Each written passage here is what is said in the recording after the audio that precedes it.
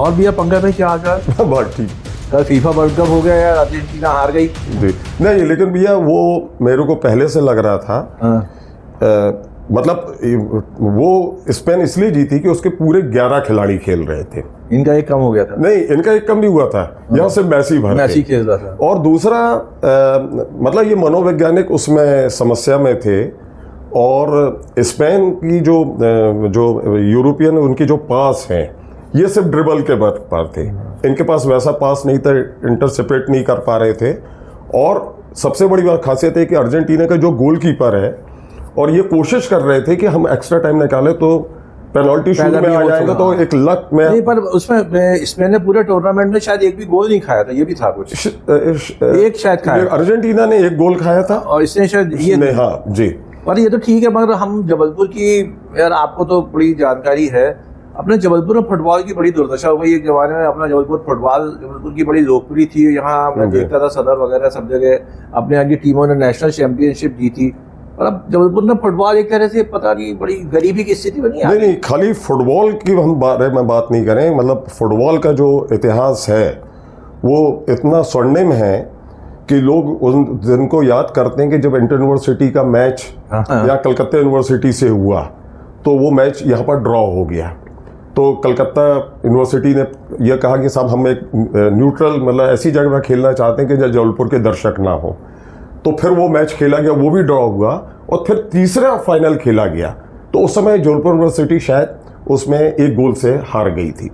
तो जो जबलपुर का फुटबॉल का इतिहास है, आज ही बात हो रही थी कि एक जॉन एम्ब्रोस थे, वो बाद में रेलवे से भी खेले, जो इंटरनेशनल प्लेयर थे।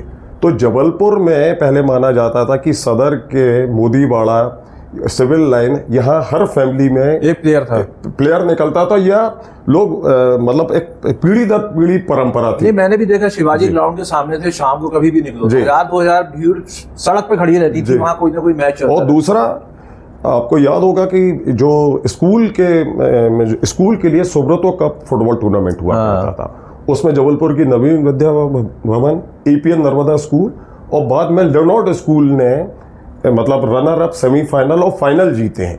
तो जबलपुर के बारे में ये माना जाता था कि एक ये धारणा थी पूरे राष्ट्रीय स्तर पर कि जबलपुर में फुटबॉल बहुत अच्छी होती है और यहाँ के खिलाड़ी बहुत अच्छे होते। मुझे याद है 70s में जबलपुर में नगर निगम ने गोल्ड कप शुरू करवाया था जी। तो पहला जो टूर्नामेंट मैंने भी देखा तो अपनी रजक स्पोर्टिंग जीती थी जी। रजक एक सिंक्लेयर साहब होते थे जी, आपके नाना जी को भी मैंने देखा। ये बुजुर्ग लोग जो थे ये जबलपुर में खेलों के एक तरह से मतलब अनडिक्लेयर्ड ब्रांड एम्बेसडर थे जी।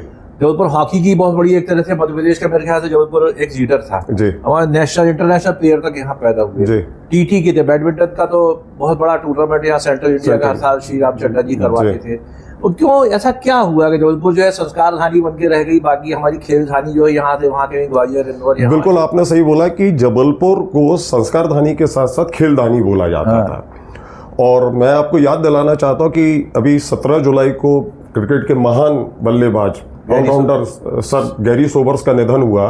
और उनके बारे में सबसे प्रसिद्ध ये था कि उन्होंने फर्स्ट क्लास और टेस्ट मैच में 6 बॉल पर 6 छक्के लगाए, पहले व्यक्ति थे वो। तो आप ये देखिए कि 1958 में जब वेस्ट इंडीज की टीम आई और सोबर्स पहली बार भारत आए, तो उस समय बम्बई का टेस्ट मैच पहला खेला गया और दूसरा टेस्ट मैच कानपुर में था।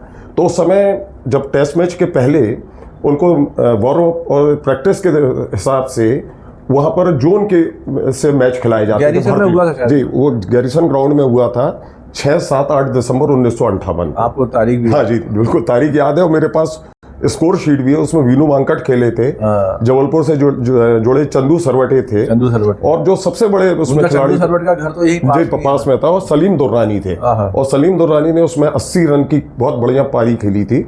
और सलीम दुर्रानी भी भारत में वो माने जाते कि जो ऑन डिमांड बॉल पे छक्का मारते थे, मतलब दर्शक जहां बोलते थे वो वहां पर बॉल, उनके यार कॉलर खड़ी करके रुमाल बांध के आते थे, फिल्मों में भी काम किया था जी। तो आप ये देखिए कि उस समय मध्य प्रदेश में अगर खेल की बात आती थी, अगर क्रिकेट होना है, विदेशी टीम आई है, तो उसका सेंट्रल जोन का मैच जबलपुर में होगा। तमाम हॉकी की जो टीम आया करती थी, हॉलैंड, न्यूजीलैंड, मैंने कीनिया की थी, वो तमाम टीमों के टेस्ट मैच पुलिस ग्राउंड में और रेलवे स्टेडियम में हुआ करते थे जी। उस समय हॉकी की, फुटबॉल की नर्सरी थी, मतलब शाम के समय आप जाइए तो वो जो माहौल था वो माहौल 1980 तक बना रहा। और जबलपुर में आपको याद होगा कि ओलंपिक संघ का हेडक्वार्टर था। हाँ। और जबलपुर में 28-29 खेलों के हेडक्वार्टर हुआ करते थे, जिसमें कि cycling, athletics, badminton, table tennis, मतलब मैं उन खेलों को बता रहा हूँ जो लोकप्रिय खेल हैं। और जबलपुर सबसे बड़ा सेंटर फुटबॉल, हॉकी, क्रिकेट के अलावा बॉक्सिंग और कुश्ती का हुआ करता था। और तीसरा मैं आपको एक महत्वपूर्ण बात ये बताना चाहता हूँ कि जब मध्य प्रदेश की रणजी टीम खेलती थी तो उसमें 11 में से 5 या 6 प्लेयर जबलपुर के हुआ करते थे।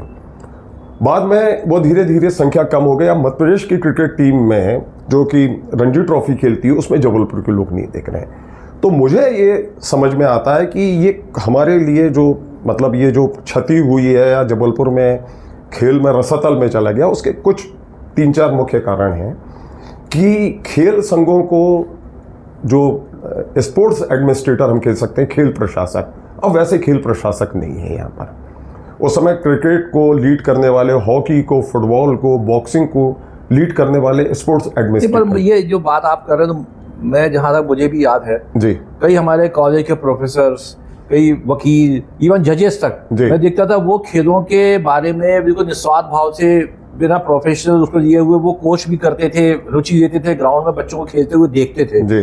पर अब मुझे लगा धीरे धीरे इतना प्रोफेशनलिज्म हो गया कि हर आदमी सोचता है कि इसमें से पैसे कमा लूं। तो जो खेल में जो नेचुरलिटी होती है खेल के प्रति, उसका कहीं अभाव देखा। तो खेलते हैं तो कहीं ऐसा लग रहा है कि कृत्रिम रूप से खेल हो रहा है। पहले कि नेचुरली जो खेलता था, आदमी फुटबॉल खेल रहा है उसमें कुछ नहीं, एक मस्त होकर के खेलता था। वो मस्ती कहीं ना कहीं जबलपुर की वो मस्ती चली गई। असली में ये परंपरा के अनुसार होता है कि जब परंपराएं खंडित या टूटती हैं तो पहले तो जो मतलब जैसे कि मैं पीढ़ी दर पीढ़ी की बात करता हूँ कि दादा खेलते हैं तो पोता उनको खेलते देखता है, पिता को देखता है तो वो ग्राउंड जाता है। और वो अगर खेलता है, शाम के समय ये हुआ करता था कि फुटबॉल के जो बच्चे रहते थे अपने बूट लेकर वो फुटबॉल लेके मैदान की ओर जाया करते थे, तो देखकर एक खुशी हुआ करती। आपने बात कही ना, हम जो पहले वहाँ पुराने शहर साठिया कुआं में रहते थे, तो पीछे फूटाताज स्कूल था, उसके सामने एक मैदान था जी।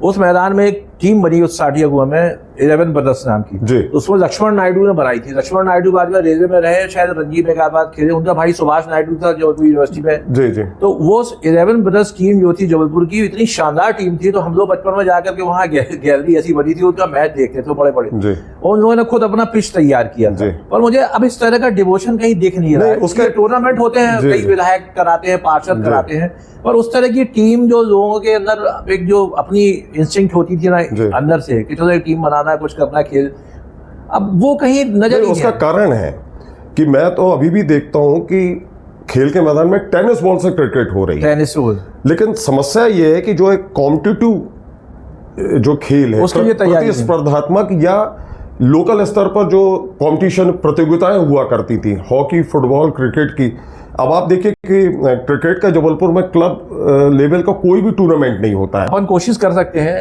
मतलब एक खेल प्रेमी के रूप में कुछ ऐसा माहौल जबलपुर में दोबारा बने कि कम से कम अपने जीवन काल में जबलपुर जो है अपने पुराने गौरवशाली अतीत जो है खेल का उस तक पहुंच सके। और मैं चाहूंगा कि आप जैसे जो खेल प्रेमी हैं और आपके पास चूंकि खेलों के इतिहास की भी काफी जानकारी है, तो अपन बैठते रहे भविष्य में तो कुछ ना कुछ एक अच्छा आउटकम बिल्कुल निष्कर्ष निकलेगा। और मैं इस संदर्भ में ये बताना चाहता हूँ कि मैं पिछले कुछ साल पहले धार गया।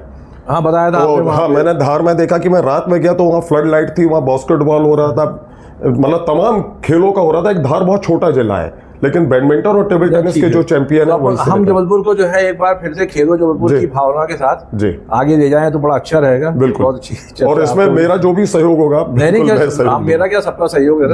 मिलते यहाँ कर धन्यवाद आपको। चलिए, नमस्कार।